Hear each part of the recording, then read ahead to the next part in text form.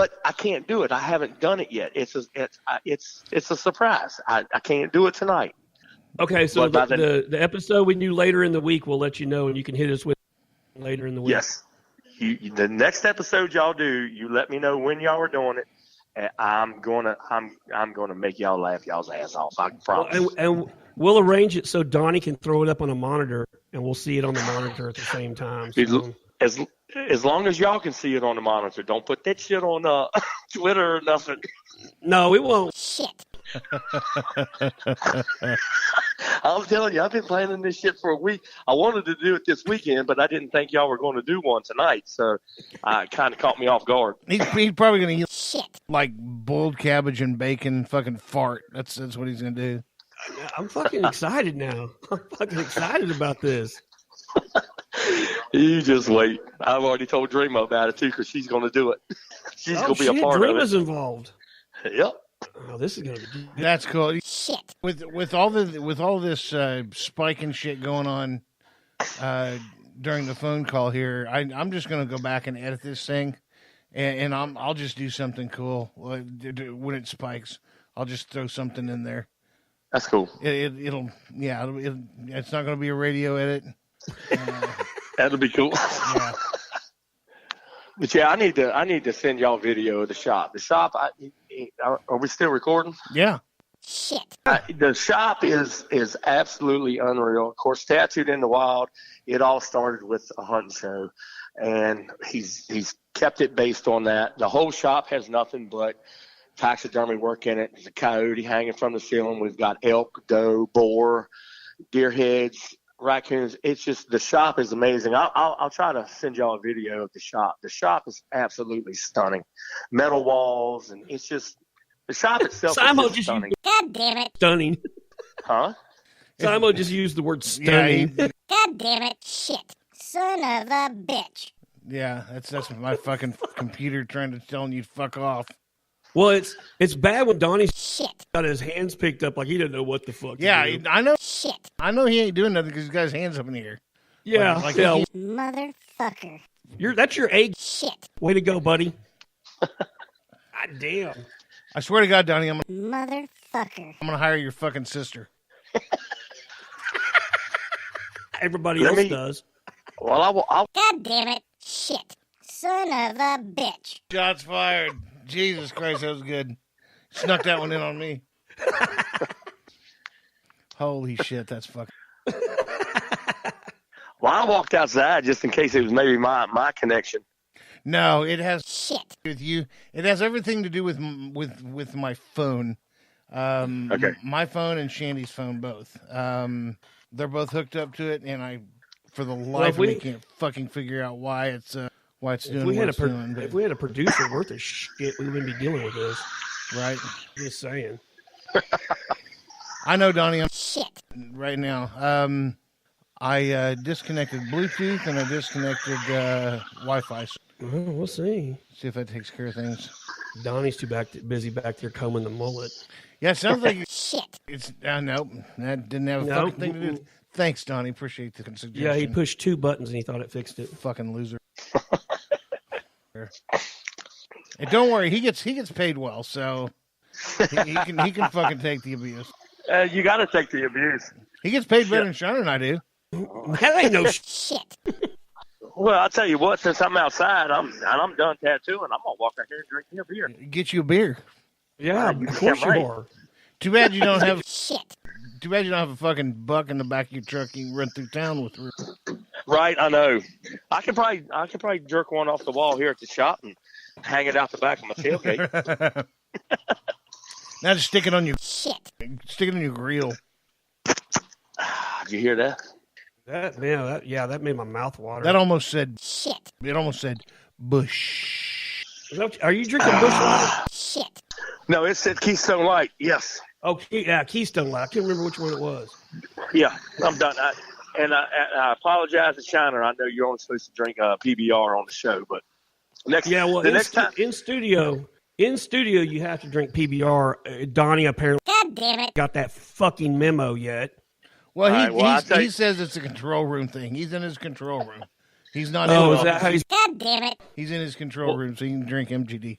this tonight. Me being on the podcast was kind of a surprise. So the next time I know I'm going to be on the podcast, I will have a PBR in my hands. Attaboy. Did you hear that, Donnie? Did you hear that? God damn it, Donnie. It's Shit. I'm going to take up for Donnie on this one. It's not Donnie. It's the fucking phone. Oh, well, I like to blame Donnie for shit. It's his sister's fault. She gave my phone a fucking VD. While I was talking to her last night, the fucking herpes came right through the wireless one. Got the herp. Shots fired. Shots fired. Jesus. Oh man. So what's next there, Party Foul? You going home, or are you going to Pawpaw's or Kroger's? Gonna hit Kroger's. Shit. I got to go home and get Pawpaw, and then take him to his house. That'll be it. You don't have Once to go we buy get burger, Shit. get something to eat, and then go by the Kroger to pick up some toothpicks or something? I will probably have to go by Kroger's and get him something, for his house. But no, for the most part, I'm just when I leave here, I'm going to go home, pick him up, and get him to the house and call it a night. Well, fuck, that works. That works. All right, Bub, we're going to let you go. I'm sick of this fucking phone bullshit. So be safe in that fucking fleet, and we look forward to Wednesday now. All right, brother. I appreciate it. So Wednesday it is. Wednesday it is. Okay, I'll remember. Later, Son of a bitch. All right, brothers. See ya. Man, I just got a video from Simo that has his tattoo. Did you get that? Yeah. Party Foul Johnny's tattoo that says "We the People." Dope as fuck. Dallas Brewer does some. Yeah, he does. So if you're in the Virginia area, hit up Tattooed in the Wild. Even though we've never met him, we consider him our boys too. Shout out to Tattooed in the Wild. Shout out to Dallas and his staff. Shout out to Party Foul Johnny for being with us on the phone. And not so much a shout out to my board. I had to go through and edit. Normally when you bleep out stuff, you bleep it out with a tone. I just bleeped everything out with cuss words.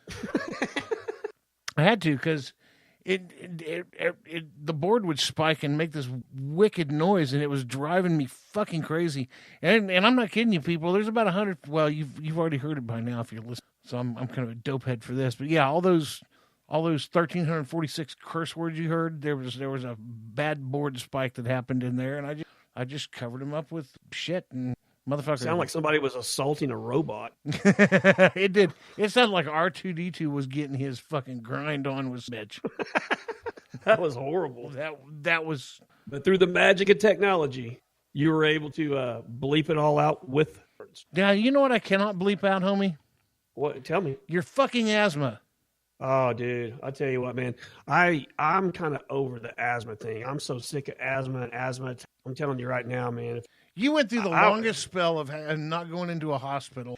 And in this winter, you've been in the hospital probably 10 times. Yeah, I don't know. That's how it usually rolls, too. I go a period of time, and I don't have a problem and then I'll have an attack, and it sets things in motion where I just have them, like, I like to say every few weeks, but sometimes it's every few days I have. So, I mean, that's why I know the goddamn ER staff so well. I'm in there a lot. So, and shout out to the ER staff at St. John's and told us, man, I can't say every time, but more times than not, man, take amazing care. And I know for a fact, some of the staff down there, respiratory therapists and some nurses, some ER nurses listen to us. So if you guys are listening this week for this episode, hey man, you guys, thank you very much. You guys are the reason that I'm still plugging away. Yeah, thank you. Thanks for saving my homie. Otherwise, I'd have to do this shit by myself. Well, you have Donnie. Yeah, he likes to talk so much you never fucking hear his voice. Yeah, well, I don't mind that. I kind of like that. Actually, that was his voice when I went through the curse words. That was Donnie. He sounds like a cartoon character. Shit. Donnie would be we need to find a good caricature artist to do a picture.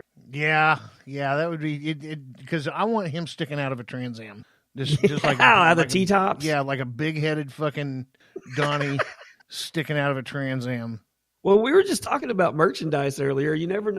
Donnie T-shirt, producer Donnie T-shirt show up.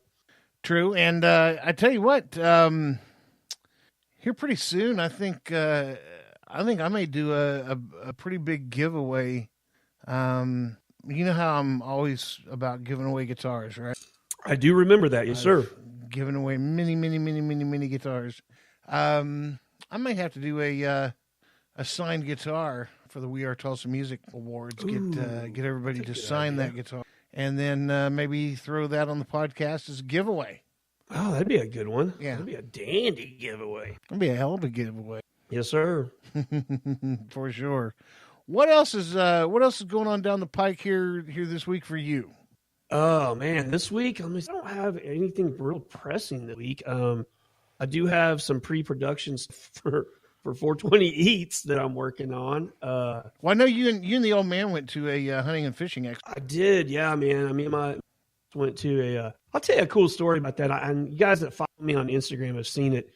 My dad and I spent a couple hours at the hunting and fishing and got some information from some outfitters and stuff like that. But we were leaving, and it was kind of a unique situation because all the guys that were working security there were all retired Tulsa police officers.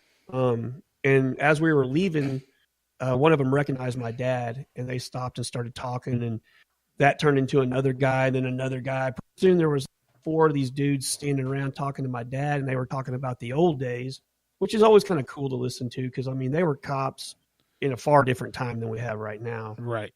And but I kind of stood back and kind of just started observing the situation. And I got to tell you, man, I had a pretty big sense of pride when we left there because I started thinking about these other guys that were working this part-time job and just all the stuff they have experienced and they have seen in the careers that they had as police. But they all stood there listening to stories my dad was telling about SWAT stuff and they were completely mesmerized. And I'm sure these guys either were present during this stuff my dad was talking about or have heard the story before, either from him or through other channels. And they sat there like some school grade kids, just listening to him intently. And I thought, man, to see the admiration they have for my old man. I mean, dude, I was like, I say a lot of times, man, leave your mark on the world. I think my dad has definitely left a legacy that has left a mark on the world. So, man, I was like, man, I'm pretty fortunate to have such a cool old man. Yeah, he for a lot of people who don't know, Papa Shiner, that's what we'll call him. Mm-hmm. Papa Shiner was one of the guys that helped write the modern tactics for SWAT. Yeah, he was very influential in the response plan that a lot of teams use for active shooters in general. But my dad was pretty. When he retired from the city, that was the first time I realized kind of what a big deal he was because some of the men that spoke at his retirement party about him were the actual men that sat around a dining room table in Los Angeles back in the day and developed the idea of a SWAT. And these guys took their time to come out here and give accolades to my dad when his career at the city was over. That was kind of the first time I realized he's kind of a big. But my dad has definitely been a very influential part of the tactical community. And when he retired, he kind of devoted a second career to teaching SWAT school with the main goal of showing SWAT operators how to be safe and go home to their families at the end of each call outs. Yeah, man, there's no telling how many people he gave resources to that got their asses home. And that's what it's all about is, it's about getting the job done, but it's about getting the job done and going home. Yeah. And it's a lot of people think that, these SWAT teams show up and they're all just about hurting, shooting somebody. And it's not that at all. I mean, I know back in the day, man, they'd have call outs in Tulsa that, were 20 hours plus. And a lot of the reason behind that was they were real concerned about whoever they were dealing with, getting them home, at least eventually, to their family and safe, So, yeah, man, I mean, he definitely, like I said, man, he's definitely left his mark on the world. And I couldn't be more proud to have him as my father's. Yeah, I think we're still, you and I are still in the kicking the day in the ass state. We haven't quite left a mark on the world yet, but. Yeah. I mean, I try to, man. I try to do things that'll leave my mark. I don't know if hopefully at the end of this party, people think that I did in a positive way. So you had a pretty influential Instagram post with those words on the palm of your hand, written on the palm of your hand. It's just a simple picture, and it said so much. Yeah, I had a lot of people that just from a lot of people thanking me for putting that up. Man, I'm just glad you guys